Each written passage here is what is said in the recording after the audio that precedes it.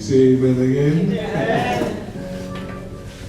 All right, we want to ask everyone to come on in. We want to ask everyone to come on in. Sister Audrey, ask everyone to come on in, please. And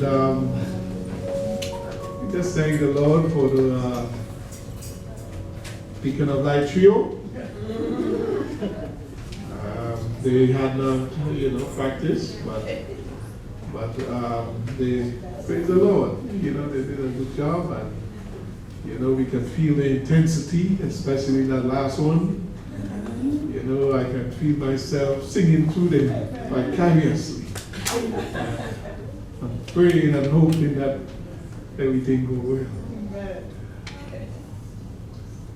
well.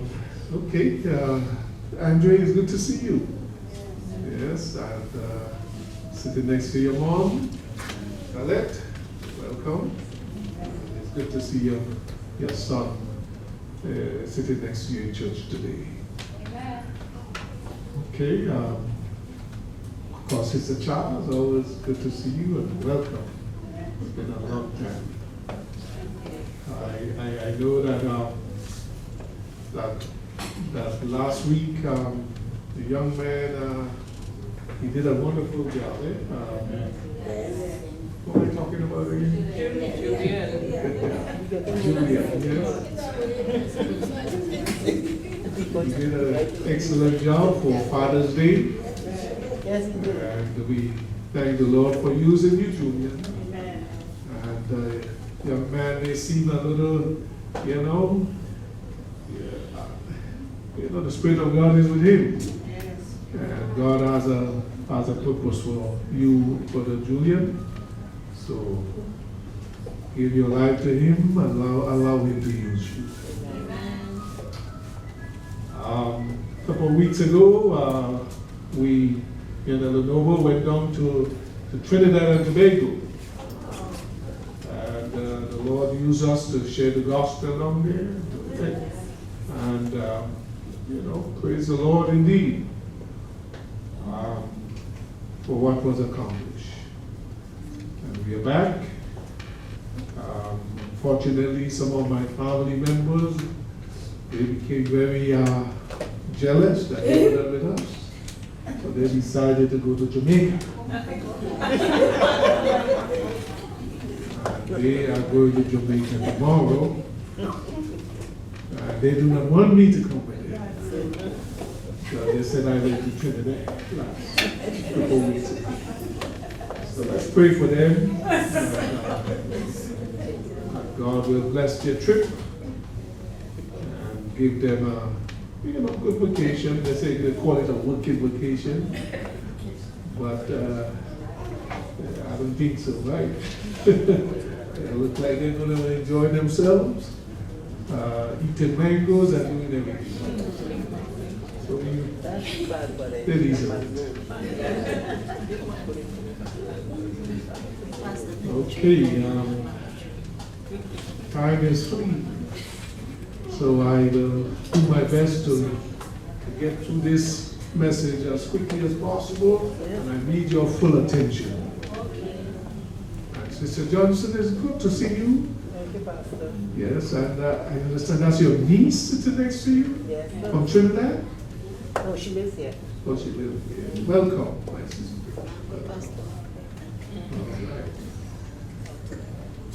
Okay. Scripture text was read earlier, and I just want to look at one verse.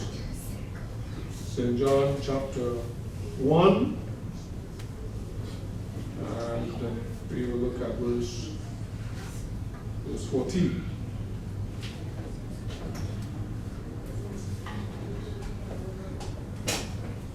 St. John chapter 1. It says there, and the Word was made flesh and dwelt among us. And we beheld his glory, the glory of the only begotten of the Father, full of grace and truth. Word was made flesh and dwelled among us. Today I want to speak on the topic, 2 reasons why Jesus took a sinful nature. 2 reasons why Jesus took a fallen nature. Speak to us, Father, now. Take full control. We ask for your Spirit to fill this place and fill our hearts. Speak to me and speak through me. Open our understanding that your name will be glorified and that your people will be blessed and be edified. In Jesus' name. Amen. For many of us, the human nature of Jesus Christ may not seem important or relevant. We may not be interested in knowing whether or not Jesus had a sinful human nature like ours, or whether or not he had a sinless human nature like Adam before he fell. This issue surrounding Christ's nature may not concern us, but it ought to. It ought to concern us daily, especially as we come closer to the end of time. You may not see it now, but this issue is vital for us to understand. If we are to stand and represent Christ in these last days, if we are to be overcomers, and if we are to declare the gospel in its clarity, we must see Jesus for who he is. We must see him for who he was. For many years now in the ministry, I never thought that this issue surrounding the nature of Jesus Christ was important. But as I have studied more and more, and as I have gotten closer and closer to 70, and closer to the second coming of our Lord and Savior Jesus Christ, some things become very clear. Some things become very relevant. We are to stand for Christ and be able to declare with boldness, how can I do such great wickedness and sin against my God? If we are to declare, though he slay me, yet will I trust him, then we must know something about his nature that will make us have such confidence in him to declare these words with such holy boldness. Knowing also that the Apostle Paul declared with boldness, "For I am persuaded that neither death nor life, no angels, no principalities, no powers, no things present, no things to come, no height, no depth, no any other creature shall be able to separate us from the love of God, which is in Christ Jesus our Lord." What is it about Christ that will make a man declare such words with holy boldness? I submit to you today that it is an understanding and it is an appreciation of the great condescension that Christ made for us. Amen. John the Beloved tells us that he was in the world, and the world was made by him, and the world knew him not. He was made flesh, John said, and dwelt among us, and we beheld his glory, the glory as of the only begotten of the Father, full of grace and truth. When we talk about the condescension of Christ, we are talking about God literally becoming a human being. Without controversy, says the Apostle Paul, great is the mystery of godliness. God was manifested in the flesh. 1 Timothy 3 and verse 16. What many of us don't realize is the sheer magnitude of the sacrifice. Not only was the condescension of Christ an enormous leap, it was also a permanent one. Yes. Forever, Christ will be identified with humanity. Amen. Forever, he will be both God and man. Yes. For the creator of heaven and earth to confine himself in human flesh for eternity is an enormous sacrifice that we do not understand. And it will take an eternity to begin to understand the great condescension. Yes. The angels in glory were astonished at this great sacrifice, and they cried out, "Glory to God in the highest, and on earth peace and goodwill towards men." Amen. The prophet Isaiah declared, "For unto us a child is born, unto us a son is given." God gave humanity his son for a reason. And the first reason why God gave us his son is to be Savior of the world. Amen. Mankind needed a Savior because all we like sheep have gone astray. We have turned everyone to his own way. We have turned against our Creator. We have broken his holy law. We have sinned against him. And the wages of sin is death. Yes, eternal death. But God found a way to save us. God found a way to forgive us. God, in his infinite love for us, found a way to forgive. God made a way for us. As the songwriter said, "For I know that if he can paint the sunset and put the stars in place, I know that he can raise up mountains and calm the storm-tossed waves. And if he can conquer death forever and open heaven's gate, then I know for you, he'll find a way." Amen. God found a way to save us. Amen. And it was the only way he could save us.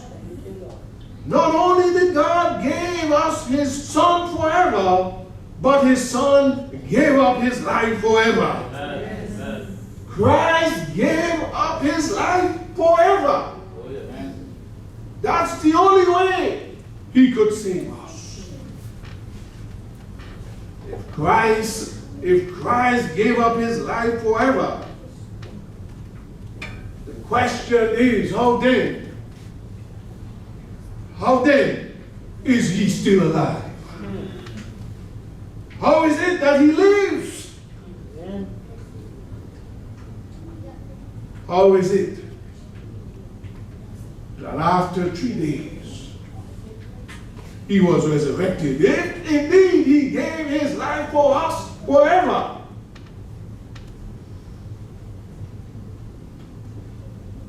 The Bible tells us that the wages of sin is death, eternal death.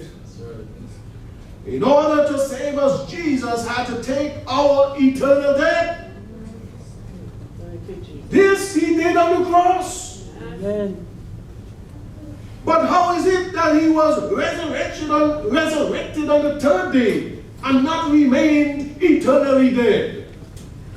Where is the justice in this? For the law demands the eternal death of the sinner. And God must be just. He must uphold his laws. The sinner must die forever, or the one that takes his place must die forever. 3 days in the grave is not forever. 3 days in the grave is not the penalty for sin. 3 days in the grave is not justice. How did he do it? How did he find a way to save us and yet uphold the justice of his law?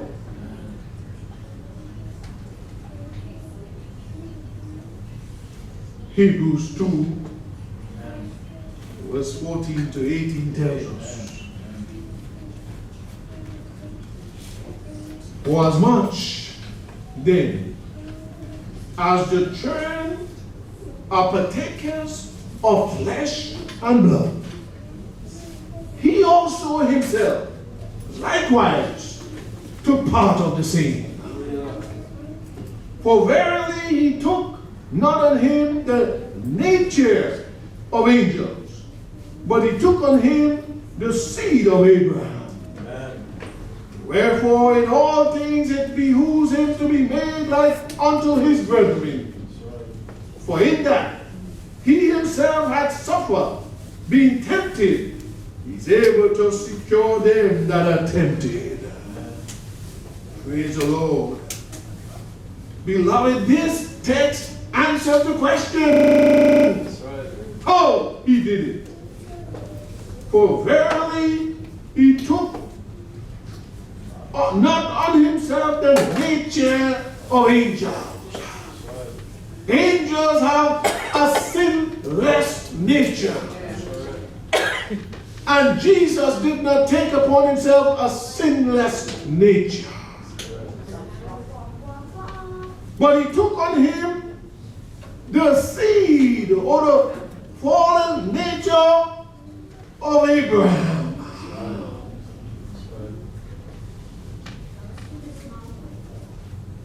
Took upon him man's fallen nature. Wherefore in all these things it behooves him to be made like unto his brethren. All of his brethren who are of the seed of Abraham have fallen nature.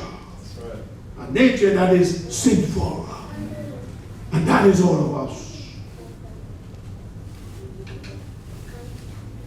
And that is the nature that Jesus took. For in that he himself hath suffered, being tempted in such a nature like ours, he is able to secure them. He is able to secure us who are tempted. He understands what we are going through. Yes. Thus he is able indeed to help us.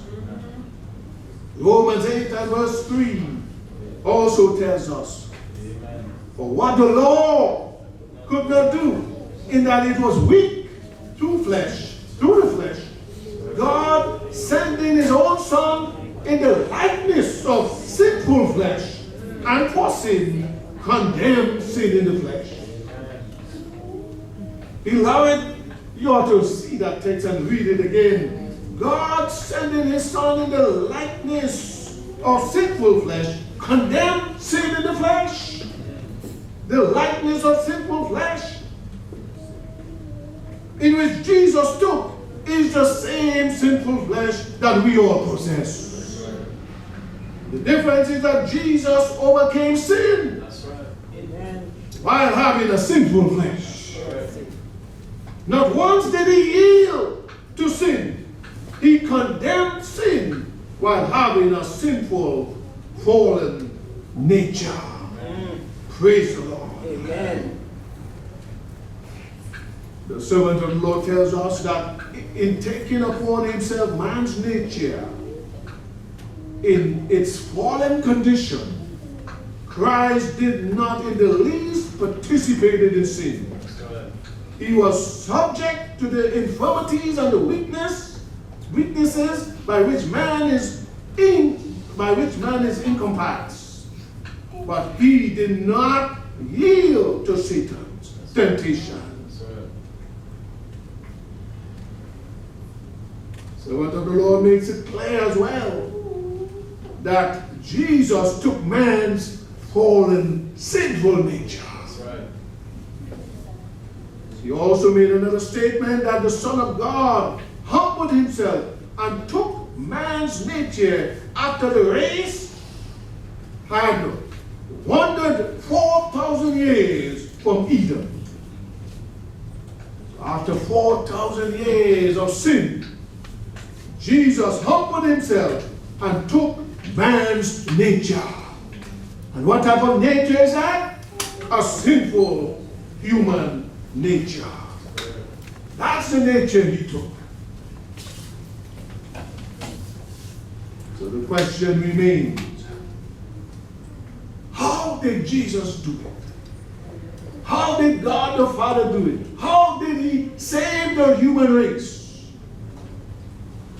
How did he find a way to die eternally for our sins and yet be resurrected on the third day?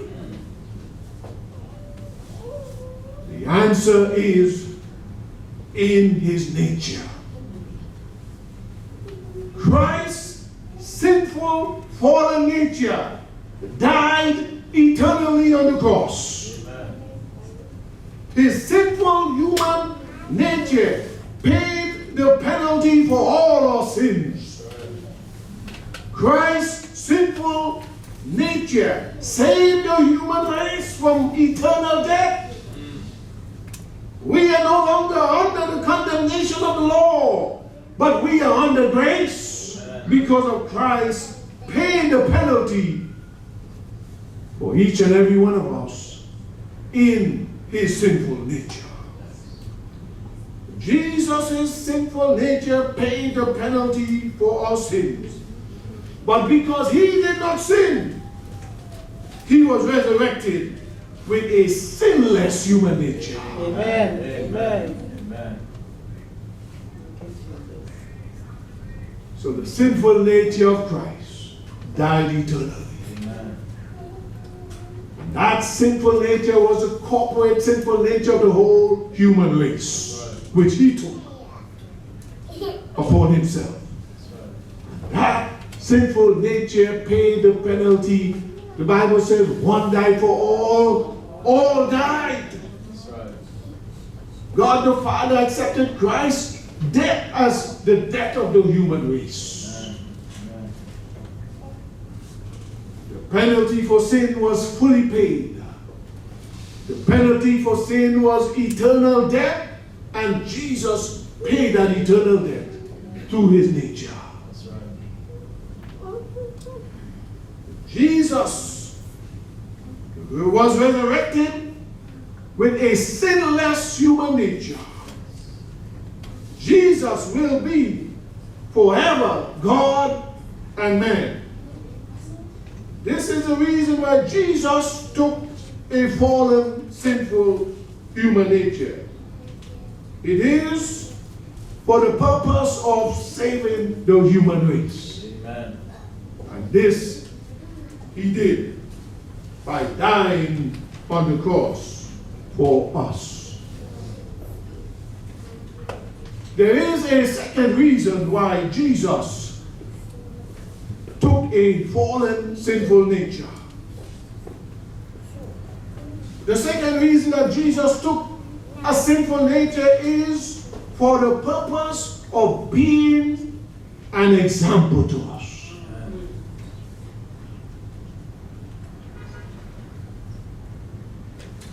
Hebrews 4 and verse 15 tells us.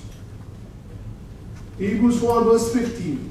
For we have not a high priest, which cannot be touched with the feelings of our infirmities, but was in all points tempted like as we are, yet without sin. Amen. Amen. Jesus Christ understands our weaknesses. He understands the struggles that we are experiencing with having a sinful human nature. He was in all points tempted like as we are, yet he overcame. He did not sin, but he understands what we are going through. He understands the struggles that we are having with sin. He understands our infirmities. In all points, he was tempted like as we are, yet without sin. Beloved, Jesus overcame, and in Revelation chapter 3 and verse 21, Jesus said to us there that we too can overcome, Amen. even as he overcame. Amen. Thank you, Lord. Jesus said to the Laodicean church, to him that overcometh, will I grant to sit with me in my throne, even as I also overcame, and am set down with my Father in his throne. Jesus is saying to this last generation of believers, to him that overcometh, even as I also overcame, shall sit with me in my throne. Jesus could say this with authority. That's right. He could say this with authority that he overcame. He can say to us that we can overcome even as he overcame, because he did so in a sinful human nature just like ours. Amen. Amen. That's why Jesus can speak with such authority. Him that overcometh, even as I also overcame, shall sit with me in my throne. Beloved, in his sinful human nature, Jesus trusted in his Father. Amen. He held on to the word of God. It is written. When Satan came to tempt him in the wilderness, Jesus held on to the promises in the word of God. It is written, he said to Satan, man shall not live by bread alone. It is written, thou shalt not tempt the Lord thy God. It is written, thou shalt worship the Lord thy God, and him only shalt thou serve. Satan was defeated because Jesus trusted in his Father and he trusted in the word of God. Amen.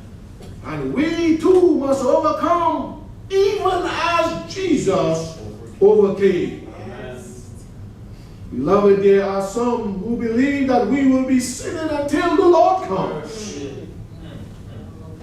They believe that as long as we are in this sinful flesh, that we will sin until we are translated.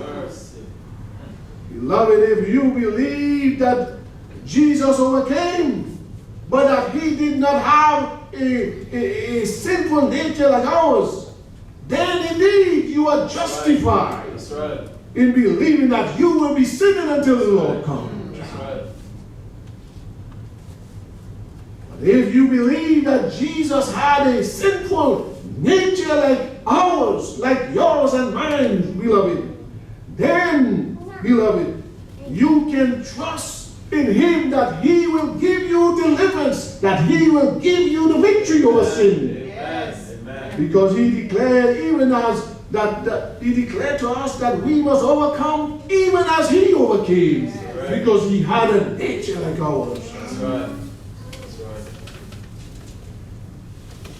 Jesus came to be our example, beloved. And in step to Christ, we are told that God does not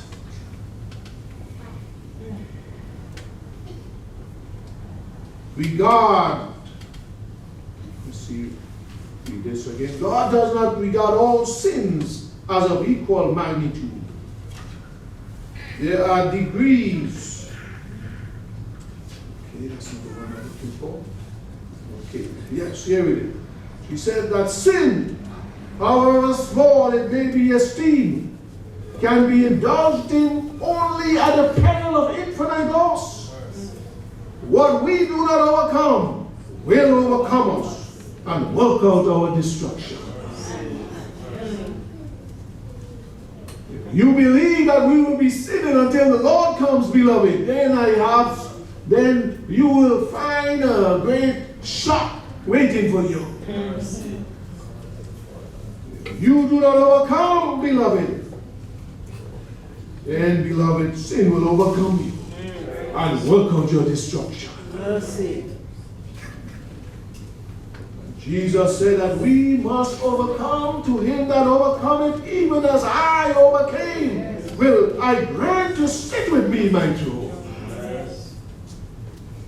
He said that only because he took on our sinful nature. And he was our example by showing us how we can be overcomers. Just like him. Amen. He trusted in his Father. That's right. He depended on his Father. That's right. Trust the word. And he trusted in the Word of God. The promises of God. He held on to it. This is how we too must overcome in our sinful nature. Beloved, servant of the Lord tells us the time is coming when probation will close, and he that is righteous will remain righteous still, and he that is filthy will remain filthy still. And yes, when probation closes, she declared that there were many who had not overcome. They were found without a shelter because they failed to believe and trust in God's word. Beloved, let us not be among those. Let us not be among those who will be sinning until the Lord comes. But let us trust in him and believe in his word. Let us believe that God sent his son Jesus to be the Savior of the world. And indeed, Jesus took on human sinful flesh and saved the world. Let us believe that God sent his son Jesus Christ to be our example. And by being our example, he took on our sinful nature. And he overcame sin in the flesh. He condemned sin in the flesh. And he is saying to us also that we can overcome even as he overcame. May God help us, beloved, that we will trust in his word. May he help us that we will trust in the promises of his word. But more, may he help us that we will trust in our Savior, Jesus Christ, who is the Savior of all men. God